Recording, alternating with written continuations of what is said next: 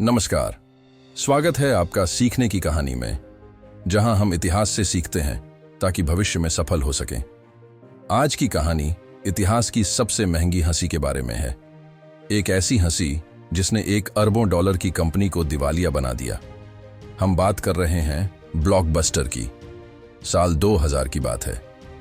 Blockbuster के headquarter में एक छोटी सी संघर्ष कर रही कंपनी का CEO रीड हेस्टिंग्स अपने बिजनेस को बेचने के लिए आया था। वो कंपनी थी नेटफ्लिक्स। हेस्टिंग्स ने ब्लॉकबस्टर के CEO जॉन एंटिको को एक प्रस्ताव दिया। नेटफ्लिक्स को सिर्फ $50 मिलियन में खरीद लो। एंटिको और उनके बोर्ड ने हेस्टिंग्स के चेहरे पर हंसते हुए उस प्रस्ताव को ठुकरा दिया। उस वक्त ब्लॉकबस्टर 9000 से ज्यादा स्टोर्स के साथ वीडियो रेंटल बाजार का बादशाह था। उनके लिए नेटफ्लिक्स एक मजाक था। 12 साल बाद 2012 में ब्लॉकबस्टर दिवालिया हो गया और जिसे मजाक समझा गया था वो नेटफ्लिक्स दुनिया की सबसे बड़ी मनोरंजन शक्ति बन गया। सवाल यह है, बाजार का बादशाह ब्लॉकबस्टर क्यों डूबा? आज हम उनकी 3 जानलेवा गलतियों का विश्लेषण करेंगे जो हर बिजनेस और हर व्यक्ति के लिए एक बड़ा सबक है। ब्लॉकबस्टर की पहली और सबसे घातक गलती थी उसकी लत, लेट फीस की लत। 2000 के दशक की शुरुआत में ब्लॉकबस्टर का पूरा बिजनेस मॉडल एक ऐसी कमाई पर टिका था जिसे ग्राहक सबसे ज्यादा नापसंद करते थे, देरी से मूवी लौटाने की लेट फीस की लत। ब्लॉकबस्टर अपनी लगभग $800 मिलियन की वार्षिक कमाई सिर्फ इन्हीं लेट फी से करता था। यह उनकी कुल आय का एक बड़ा हिस्सा था। यह पैसा उन्हें मीठा लगता था क्योंकि यह बिना किसी अतिरिक्त प्रयास के मिल जाता था, लेकिन यही पैसा ग्राहकों के लिए सबसे बड़ा दर्द था। नेटफ्लिक्स के CEO रीड हेस्टिंग्स को खुद एक बार अपोलो 13 मूवी लेट करने पर $40 का फाइन भरना पड़ा था। उन्होंने उसी पल तय किया कि उनका बिजनेस कभी लेट फीस नहीं लेगा। जब नेटफ्लिक्स ने अपनी सब्सक्रिप्शन सर्विस 13 शुरू की तो उसने इस दर्द को हमेशा के लिए खत्म कर दिया। ग्राहक एक मासिक शुल्क देते थे और वे मूवी जितनी देर चाहें रख सकते थे। ब्लॉकबस्टर ने इस दर्द को मिटाने के बजाय इसे अपनी तिजोरी भरने का जरिया माना। उनका यह मानना था कि ग्राहक थोड़े जुर्माने के लिए इतने बड़े नेटवर्क को नहीं छोड़ेंगे, लेकिन वह गलत थे। ग्राहक हमेशा उस तरफ जाता है जहां उसका अनुभव बेहतर होता है।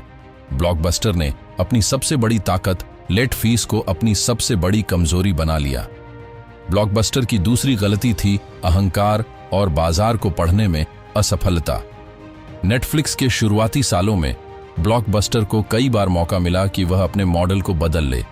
2004 में ब्लॉकबस्टर ने देर से DVD बाय मेल सेवा शुरू की, जिसे टोटल एक्सेस कहा गया।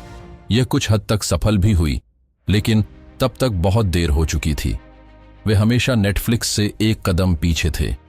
2007 का टर्निंग पॉइंट। नेटफ्लिक्स ने अपनी स्ट्रीमिंग सर्विस शुरू की। अब DVD को मेल करने का इंतजार भी खत्म हो गया। कंटेंट तुरंत उपलब्ध था, लेकिन ब्लॉकबस्टर ने तब भी स्ट्रीमिंग को एक खतरा नहीं माना।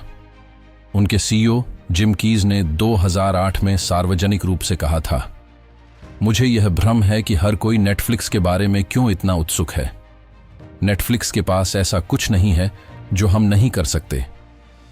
यह बयान इस बात का सबूत था कि वे टेक्नोलॉजी को नहीं बल्कि अपने विशालकाय स्टोर नेटवर्क को ही अपनी सबसे बड़ी ताकत मानते थे।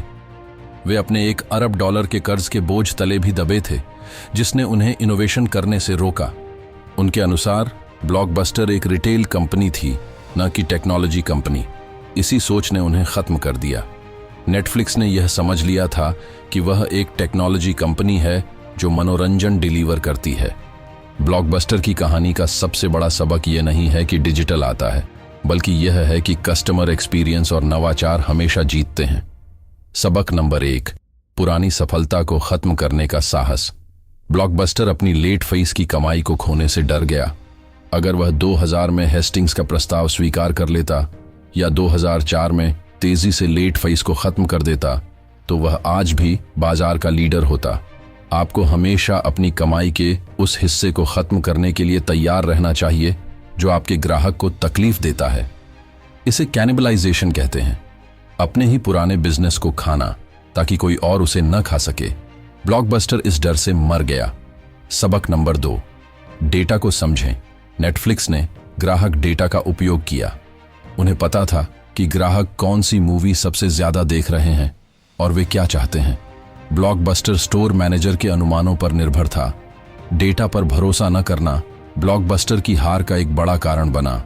ब्लॉकबस्टर की विफलता एक शक्तिशाली याद दिलाती है, किसी भी कंपनी या व्यक्ति का सबसे बड़ा दुश्मन उसकी पिछली सफलता होती है। यदि आप अपने व्यवसाय या करियर में बदलाव को स्वीकार नहीं करेंगे तो कोई और आकर आपकी जगह ले लेगा।